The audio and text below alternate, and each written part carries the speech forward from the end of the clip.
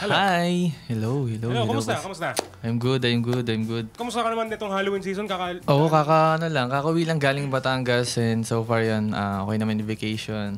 So, Anong trip mo sa Batangas? nagpahinga lang, yan, basketball or parang medyo nag-unwind lang bago bumalik sa work. Pero Batanggenyo ka talaga?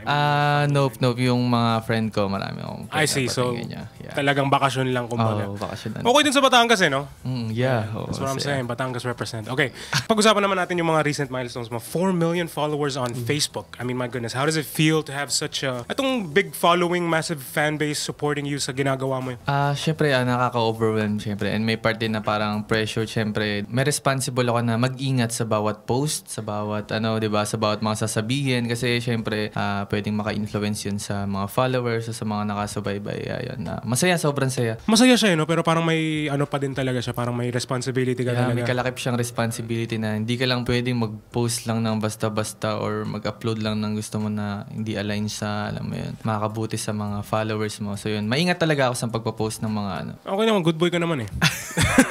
Hey, thanks for watching! For more exclusive videos and artist interviews, you can check out our videos by clicking here.